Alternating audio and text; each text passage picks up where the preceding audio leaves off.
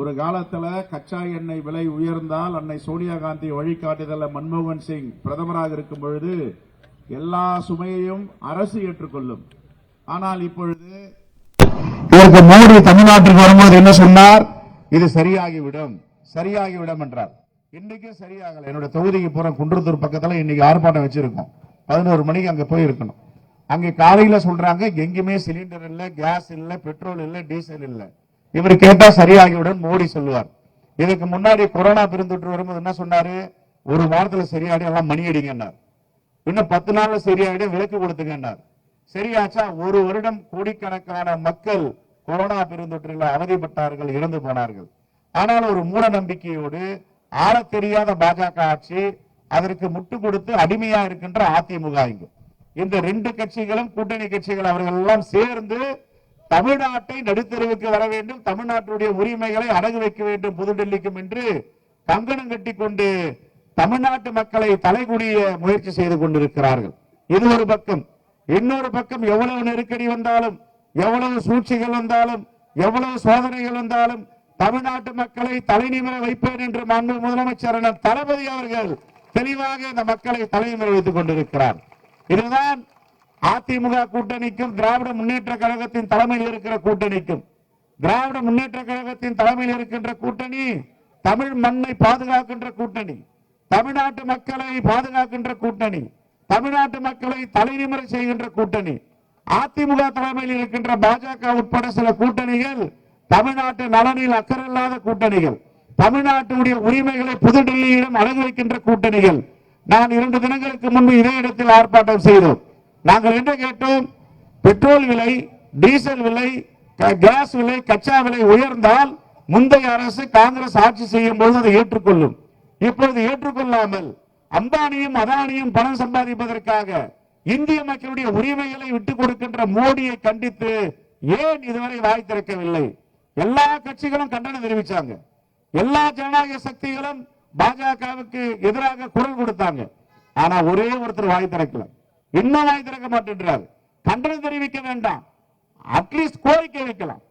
மோடி அவர்களே, தமிழ்நாட்டுக்கு அடிக்கடி வரீங்க, எங்க தமிழ்நாட்டு மக்கள் அல்லல்ல இருக்காங்க, துன்பத்தில் இருக்காங்க, வேதனையில் இருக்காங்க, தொந்தரவில் இருக்காங்க, தயவு கூர்ந்து இந்த கேஸ் பிரச்சனையை சரி செய்யுங்கள், 60 ரூபாய் ஏற்றி இருக்கிறீர்கள், இதை குறையுங்கள் என்றால் என்ன ஆயுதம் இருக்கு?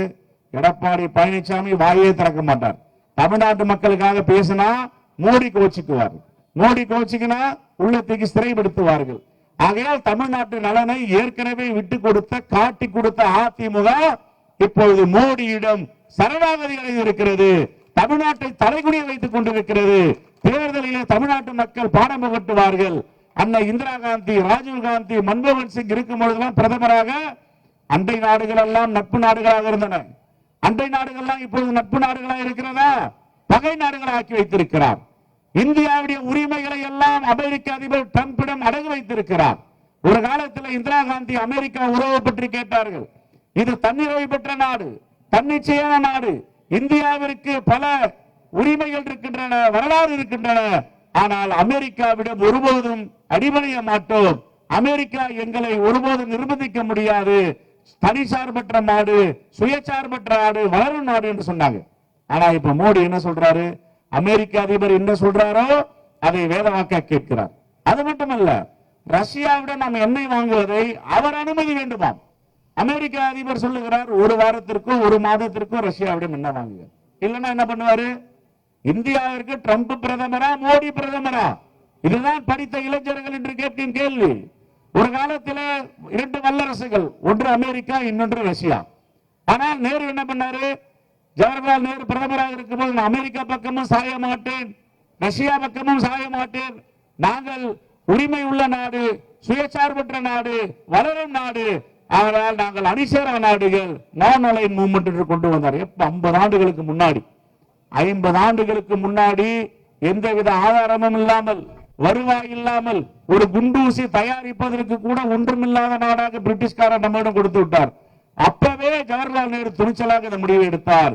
ஆனால் கட்டமைப்பை பலமாக ஏற்படுத்திய பிரதமர்கள், நம்முடைய பிரதமர்கள் இன்று அமெரிக்காவிடம் அடகு வைத்திருக்கிறார். இதனுடைய காரணம் தான் நம்முடைய மக்கள் எல்லாம் கேஸ் சிலிண்டரை கையில் ஏந்தி தலையில் வைத்துக் கொண்டு காலி சிலிண்டருக்கு கேஸ் கொடுங்கள் என்று அழைத்திருக்கிறார்கள். இப்படி தமிழ்நாட்டு மக்களை அலைவிட்ட மோடிக்கு ஆதரவாக இருக்கின்ற எடப்பாடி பழனிசாமிக்கும் வருகின்ற தேர்தலில் 234 தொகுதிகளிலும் டெபாசிட் இயக்க வேண்டும் தமிழ்நாட்டு மக்கள் என்ற ஆர்ப்பாட்டத்தின் மூலமாக வேண்டுகோளை வைக்கிறோம். அவர்கள் வாக்கு கேட்பதற்கு கூட அனுமதிக்க கூடாது. எங்களுடைய மக்கள் எல்லாம் கேஸ் காலி சிலிண்டரை வைத்து அவதிப்பட்டுக் கொண்டிருக்கிறார்கள். ஏன் எடப்பாடி பழனிசாமி கண்டனம் தெரிவிக்கவில்லை?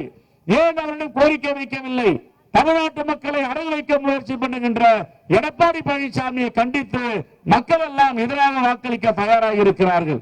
ஆகவே இந்த அருமையான ஆர்ப்பாட்டத்தை ஏற்பாடு செய்த திராவிட முன்னேற்ற கழகத்தின் பகுதி தலைவர்கள், சட்டமன்ற உறுப்பினர்கள், மாண்புமிகு அமைச்சர் சேகரபாபு அனைவருக்கும் தோழமை கட்சிகள் உட்பட என்னுடைய மனமார்ந்த பாராட்டுதலையும் வாழ்த்துக்களையும் நன்றிகளை தெரிவித்து விடைபெறுகிறேன்.